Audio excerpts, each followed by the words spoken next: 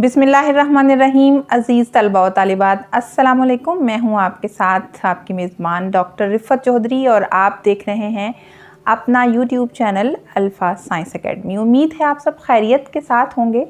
छोटी किसी बात के साथ आगाज़ करते हैं कि हमेशा आप स्कूल में हों, कॉलेज में हों, यूनिवर्सिटी में हों, अपने असातिज़ा की इज़्ज़त करें, अदब करें, एहतराम करें, तभी आप कामयाब शागिर्द बनकर मुआशरे में बहुत ही आला मुकाम हासिल कर सकते हैं। आज उर्दू ज़ुबान तश्कीलो इर्तिका के सिलसिले की जो कड़ी है उसका तीसरा लेक्चर आज आपके सामने पेश किया जा रहा है और आज हम उर्दू ज़ुबान की तश्कील से मुतल्लिक़ जो मुख्तलिफ़ नज़रियात हैं उन पर बात करेंगे।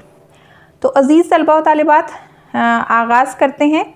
उर्दू ज़ुबान की इब्तदा और आगाज़ के बारे में मुख्तलिफ़ नज़रियात पाए जाते हैं और इन नज़रियात में बहुत ज़्यादा तज़ाद भी जो है वो हमारे सामने आता है तहकीक की शक्ल में। लेकिन एक बात जो है वो बड़ी अहम है और वो है कि इन तमाम शख्सियात ने जिन्होंने मुख्तलिफ़ नज़रियात उर्दू ज़ुबान की तश्कील और इर्तिका से मुतल्लिक़ पेश किए हैं, वो एक बात पर मुत्तफ़िक़ हैं और वो ये है कि हिंदुस्तान में जब मुसलमान फ़ातिहीन आए और वो जो भी अपने साथ ज़बान लेकर आए, उन्होंने हिंदुस्तान में जो मकामी लोग थे उनके साथ जो मेलजोल इख्तियार किया और मुकामी बोलियों के जो अल्फाज जो वो ज़बान लेके आए थे उनके साथ शामिल हुए। तो बाहर से आने वाली ज़बानों के साथ जब मुकामी बोलियों का इश्तराक पैदा हुआ तो एक नई ज़बान का ढांचा जो है वो तैयार हुआ जिसे उर्दू ज़बान कहा जाता है। तो उर्दू ज़बान के आगाज़ और इर्तिका के हवाले से बहुत सारा काम हो चुका है, बहुत सारी जदीद तहकीक भी हो चुकी है, लेकिन मुहक्किकीन किसी एक नज़रिए पर कभी भी मुत्तफ़िक़ नहीं हुए हैं और किसी भी लिसानी नज़रिए को हतमी तौर पर कबूल नहीं किया जा सकता। लेकिन तमाम नज़रियात जो हैं वो अपनी जगह पर बहुत अहमियत के हामिल हैं। कुछ मुहक्किकीन ने बहुत बेहतरीन दलाइल पेश किए और कुछ जिन पर ज़्यादा तनकीद हुई वो अपने नताइज के सिलसिले में ठोस दलाइल देने में जो है वो ज़्यादा कामयाब नहीं हुए। बहरहाल उर्दू की इब्तदा के हवाले से मीर अमन ने बागो बहार के दिबाचे में जिन ख़यालात का इजहार किया है वो लिसानी नौयत के तो नहीं हैं, लेकिन इससे उर्दू ज़ुबान की इब्तदा के बारे में बहुत कुछ पता चलता है। मीर अमन दहलवी ने कहा कि बागो बहार के दिबाचे में वो लिखते हैं कि जब अकबर बादशाह अपने तख्त पर बैठे तो बहुत सारे जो अलग अलग ख़ित्तों और इलाक़ों के लोग थे वो तख्त के इर्द गिर्द जमा हुए और उनकी बोलियां बिल्कुल जुदा जुदा थीं और जो वो लेन देन किया करते थे, सौदा सल्फ़ एक दूसरे के साथ ख़रीदारी किया करते थे, उसके नतीजे में जो अल्फाज आपस में मिले उससे एक नई ज़बान का ढांचा तैयार हुआ। सर सैयद अहमद ख़ान ने भी असारुल सनादीद में यही लिखा है, किसी किस्म के ख़यालात का इजहार किया है कि मुख्तलिफ़ कौमों के लोग जब सौदा सल्फ़ ख़रीदने के लिए अपनी अल्फाज का अदल बदल करते और मुख्तलिफ़ अल्फाज मिलाकर बोलते तो फिर इसके नतीजे में एक नई ज़बान का ढांचा जो है वो तैयार हुआ। तो उर्दू ज़ुबान की इब्तदा के बारे में ये दो बातें हमारे सामने आती हैं। उसके बाद जो नज़रिया हमारे सामने आता है वो मौलाना मोहम्मद हुसैन आज़ाद का पेश करदा नज़रिया है उर्दू और ब्रज भाषा। शुरू में उर्दू का माखज़ ब्रज भाषा को जो है वो समझा जाता था। मौलाना मोहम्मद हुसैन आज़ाद ने अपनी किताब आब हयात में उर्दू को ब्रज भाषा की जो है वो बेटी करार दिया है। ब्रज भाषा जो ज़बान है तलबा व तालिबात, ये आगरा और मिथिला और इसके इर्द गिर्द के इलाक़ों में बोली जाती थी।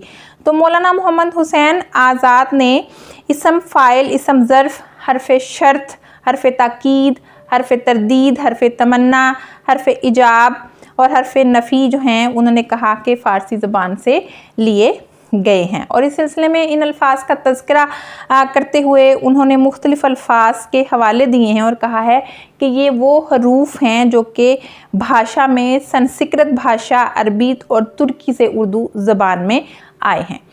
हाफिज़ महमूद शेरानी और शौकत सब्ज़वारी ने, जो कि बहुत बड़े माहिरीन लिसानियात हैं, उन्होंने इस नज़रिए की तरदीद की है और इससे इख्तलाफ किया है और उन्होंने इसके नताइज पर जो है वो अपने दलाइल भी पेश किए हैं कि उर्दू ज़बान जो है वो नहीं मानते कि ब्रिज भाषा से इसका मस्कन जो है वो उठा। बहरहाल ये एक जो है वो लंबी बहस है, लेकिन मौलाना मोहम्मद हुसैन आज़ाद का जो नज़रिया उर्दू और ब्रिज भाषा है ये काफ़ी अरसे तक इसने मकबूलियत हासिल की। उसके बाद अगर हम आगे बढ़ें तो एक और नज़रिया हमारे सामने आता है दक्कन में उर्दू। दक्कन में उर्दू का नज़रिया तलबा व तालिबात ये नसीरुद्दीन हाशमी ने जो है वो पेश किया। और नसीरुद्दीन हाशमी का जो ताल्लुक़ है वो हैदराबाद से था और उन्होंने दक्कनियात के हवाले से काबिल कद्र तहकीकी काम जो है वो सर अंजाम दिया है। उन्होंने उर्दू की इब्तदा का सुराग दक्कन से लगाया और इस सिलसिले में उन्होंने अपनी शाहकार किताब दक्कन में उर्दू तहरीर की, जो कि तहकीकी हवाले से बड़ी अहमियत की हामिल है और हम इसे उर्दू ज़बान व अदब में तारीख़ के हवाले से बड़ी शानदार किताब जो है वो कह सकते हैं। नसीरुद्दीन हाशमी ने जो दक्कन में नज़रिया दक्कन में उर्दू का नज़रिया जो है वो पेश किया, तो उनके मुताबिक इनका कहना है कि अरब के ताजर जो हैं वो तजारत की गर्ज से दक्कन में आया करते थे और यहीं पर क़याम पजीर भी हुआ करते थे। लिहाजा दक्कन के जो मकामी लोग थे उनके साथ जो रोज़मर्रा की गुफ्तगू हुआ करती थी और लेन देन के जो मामला तय किए जाते थे, इस सिलसिले में दोनों ज़बानों का आपस में मेल जोल हुआ। यानी दक्कन की मुकामी बोली दक्कनी बोली और अरब से तजारत की गर्ज से आने वाले जो लोग अरबी बोला करते थे उनके तवस्सुत से जो है वो मामला तय हुए और यूँ एक नई ज़बान का ढांचा तैयार हुआ, जिसकी वजह से उर्दू ज़बान जो है वो मार्ज़े वजूद में आई। जदीद तहकीकात की रोशनी में अगर हम देखें तो ये दावा कोई ज़्यादा मुस्तनद नहीं है और डॉक्टर ग़ुलाम हुसैन ने इस नज़रिए को कबूल नहीं किया है, बल्कि उन्होंने इस नज़रिए को रद्द किया है और दलाइल के तौर पर वो कहते हैं कि अरबी एक सामी नस्ल की ज़बान है जबकि उर्दू का ताल्लुक़ आर्याई ख़ानदान से है, इसलिए दक्कन में उर्दू की इब्तदा का सवाल ही पैदा नहीं होता है। दक्कन के हवाले से मुख्तलिफ़ मुहक्किकीन की तहकीक मौजूद है। बाज़ मुहक्किकीन इसे उर्दू का रूप करार देते हैं, मगर बाज़ मुहक्किकीन इसे उर्दू से बिल्कुल अलग ज़बान करार देते हैं। नसीरुद्दीन हाशमी अपने नताइज के बारे में ठोस दलाइल देने में कामयाब नहीं हुए, मगर इसके बावजूद उन्होंने उर्दू अदबियात की इब्तदाई सूरतों को दक्कन ही में जो है वो तलाश किया। अज़ीज़ तलबा व तालिबात, इसके बाद हमारे सामने जो नज़रिया आता है वो है सिंध में उर्दू। उर्दू की पैदाइश के हवाले से सैयद सुलेमान नदवी ने अपनी किताब नक़ूश सुलेमानी में जो लिसानी और तहकीकी नताइज पेश किए हैं वो अहमियत के हामिल हैं।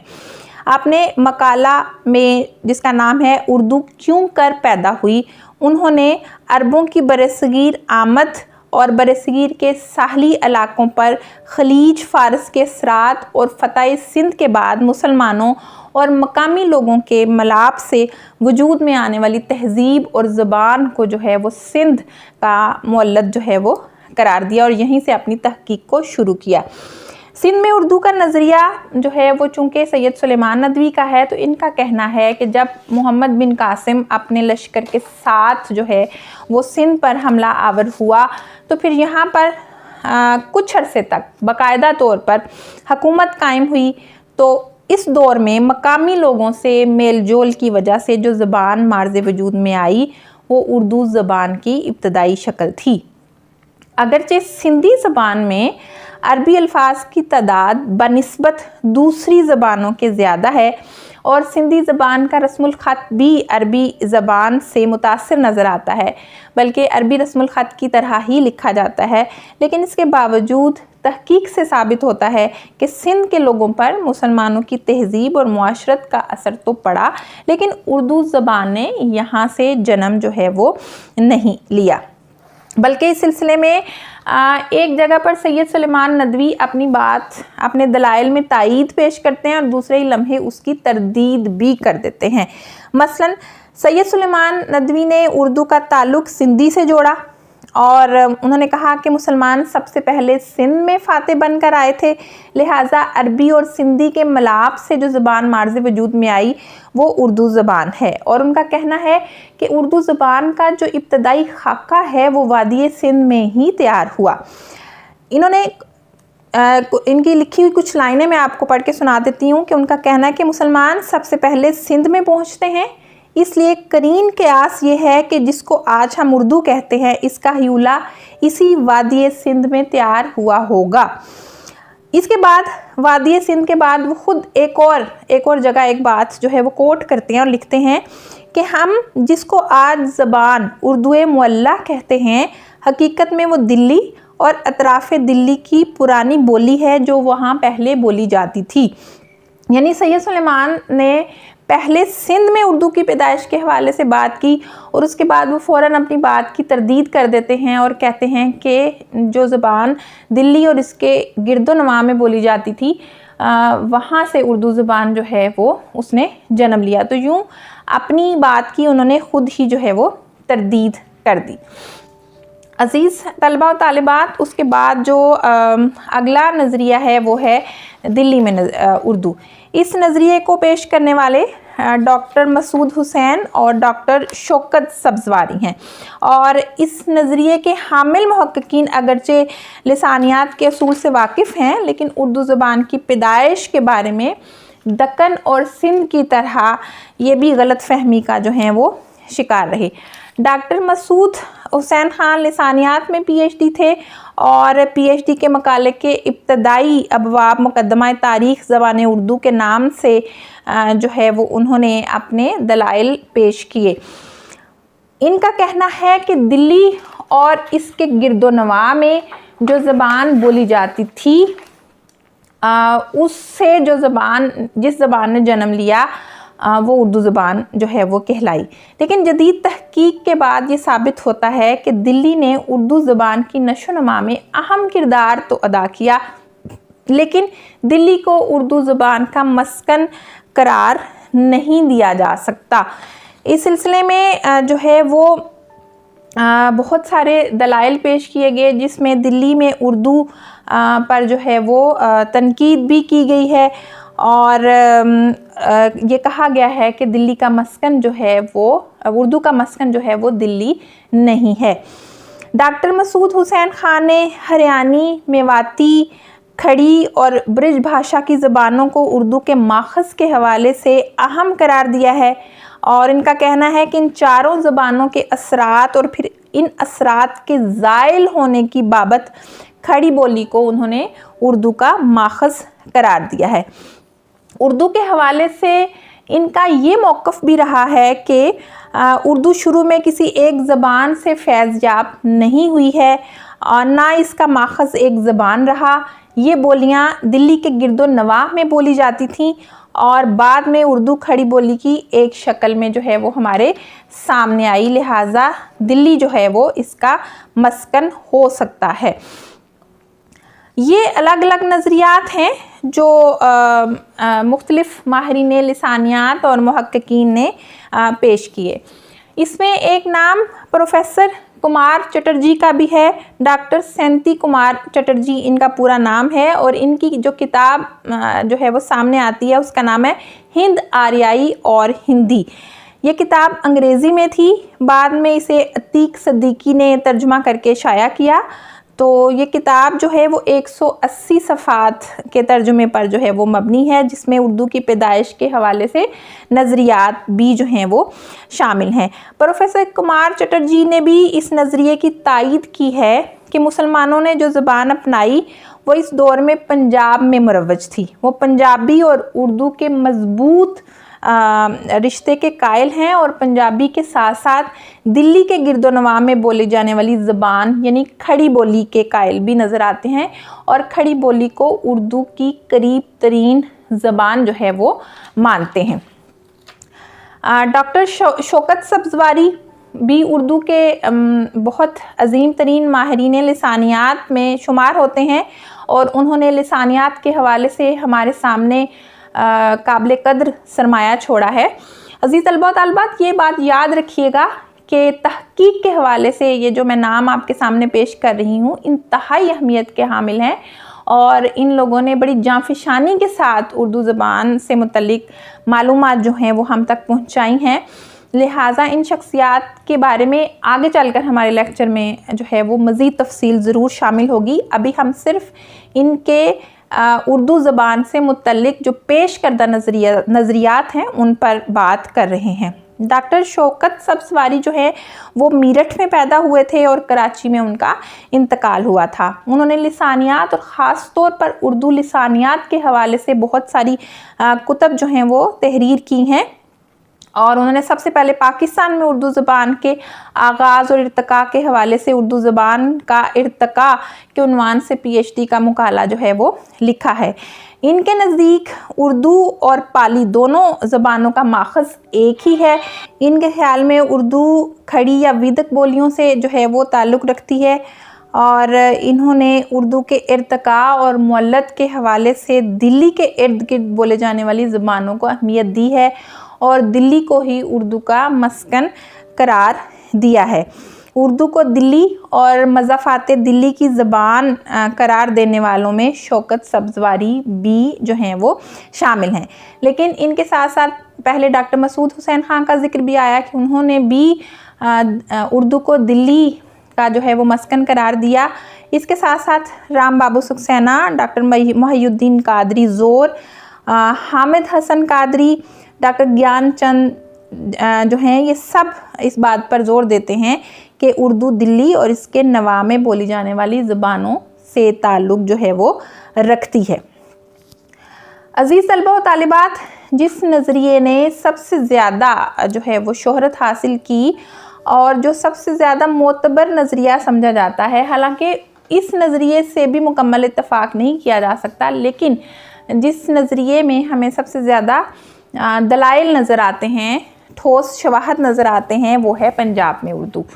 पंजाब में उर्दू का नज़रिया मशहूर माहिर लिसानियात और मुहक्किक हाफिज़ महमूद शिरानी ने अपने गहरे मुताले और ठोस तहकीकी बुनियादों पर कायम किया। इनका दावा है कि उर्दू ज़बान की इब्तिदा उस ज़माने में हुई जब सुल्तान महमूद गज़नवी और शहाबुद्दीन गौरी हिंदुस्तान पर हमले कर रहे थे। इन हमलों के नतीजे में फ़ारसी बोलने वाले मुसलमानों की मुस्तकिल हुकूमत पंजाब में कायम हुई और ये हुकूमत जो है वो 200 साल तक क़याम पजीर जो है वो रही। इस तवील अरसे में एक नई ज़बान का बुनियादी ढांचा तैयार हुआ जिसे आज उर्दू ज़बान का नाम दिया जाता है।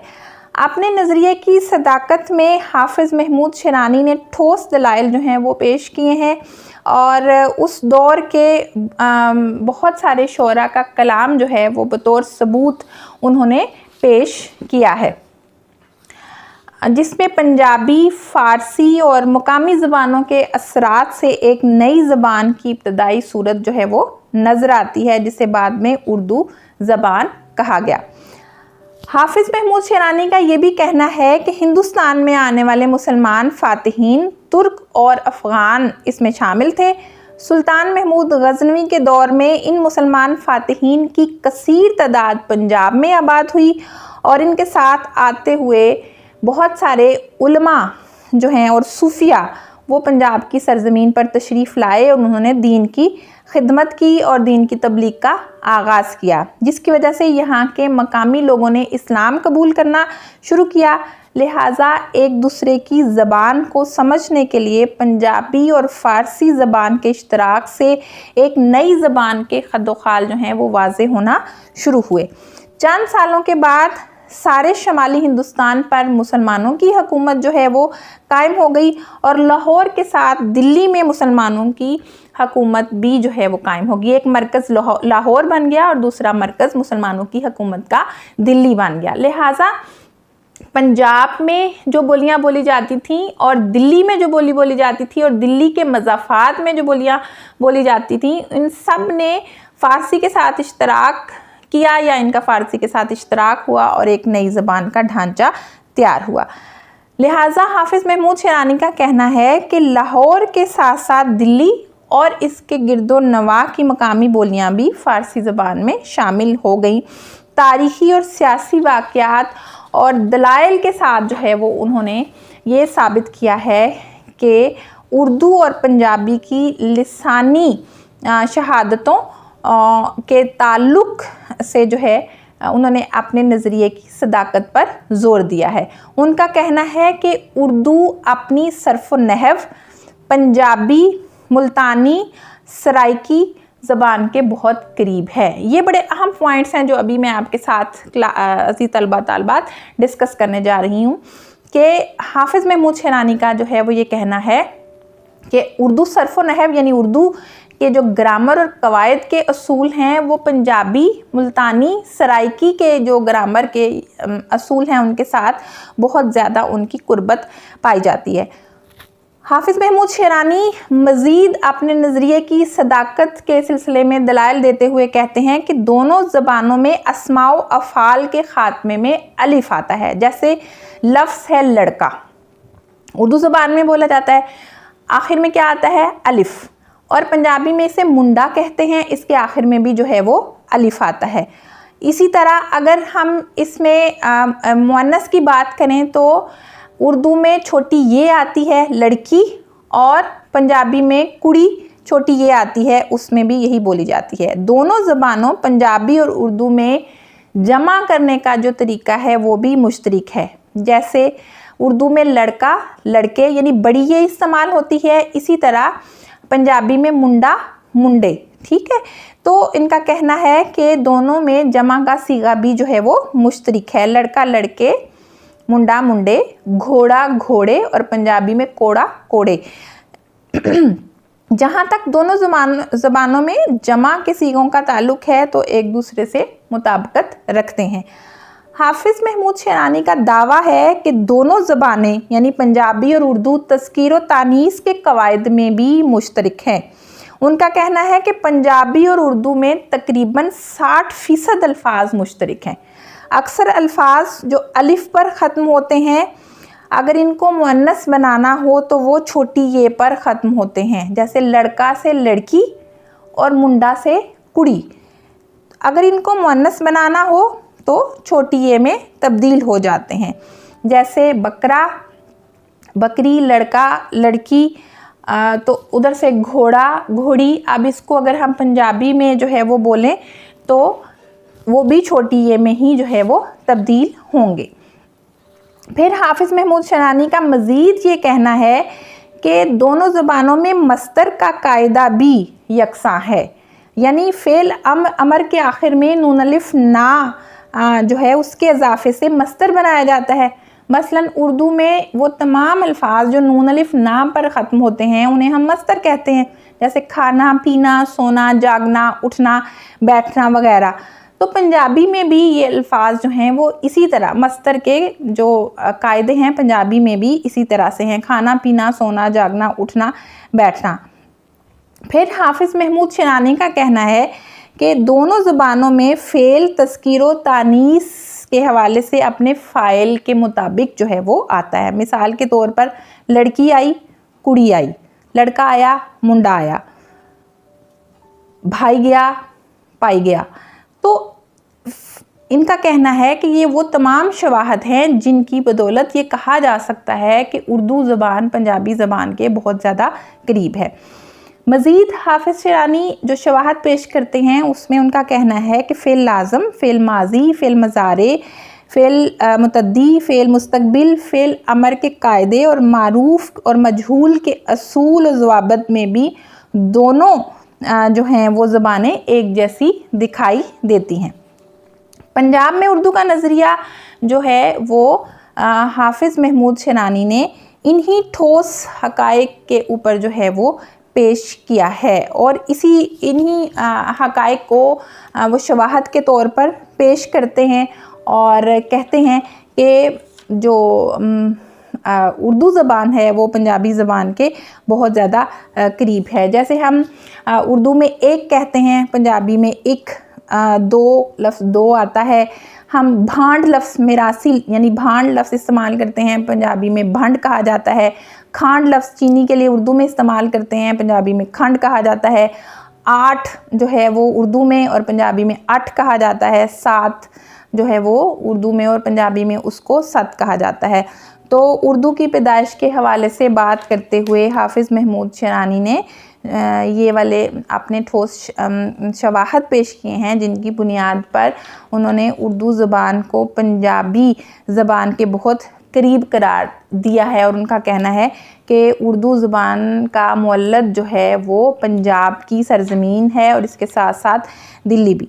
तो उर्दू ज़बान की पैदाइश और इर्तिका के हवाले से मंदरजा झैल जो नज़रियात आपके सामने पेश किए गए हैं, ये मुख्तलिफ़ क़यासियात पर मबनी हैं। उर्दू ज़बान चूँकि पूरे बरसगीर में किसी न किसी सूरत में मौजूद थी, चाहे दक्कन का इलाका हो, चाहे सिंध हो, चाहे दिल्ली हो, चाहे पंजाब हो, ये तमाम वो इलाके हैं जिन्होंने उर्दू ज़बान की नशोनुमा में, उर्दू ज़बान को फ़रोग़ देने में, उर्दू ज़बान को वुसअत देने में कहीं ना कहीं बहुत अहम किरदार जो है वो अदा किया। इन तमाम नज़रियात में इख्तलाफात हो सकते हैं, कमी बेशी हो सकती है, लेकिन इससे इनकार नहीं किया जा सकता कि ये तमाम सरज़मीनें जो हैं वो उर्दू ज़ुबान को फ़रोग़ देने में अहम मुकाम रखती हैं। उम्मीद है कि उर्दू ज़ुबान के हवाले से जो मुख्तलिफ़ नज़रियात हैं उसमें से जो चंद एक अहम आपके सामने पेश किए गए हैं उनको समझने में आपको मदद ज़रूर मिली हुई होगी। उम्मीद है आपके लिए ये लेक्चर इंतहाई मुफीद रहा होगा और इम्तहानी नुक्ता नज़र से भी और मालूमाती नुक्ता नज़र से भी आपके लिए दिलचस्पी का बायस होगा। इंशाल्लाह अगले लेक्चर के साथ हाज़िर होंगे। अपना बहुत सारा ख्याल रखिएगा, अपने घर वालों का ख्याल रखिएगा।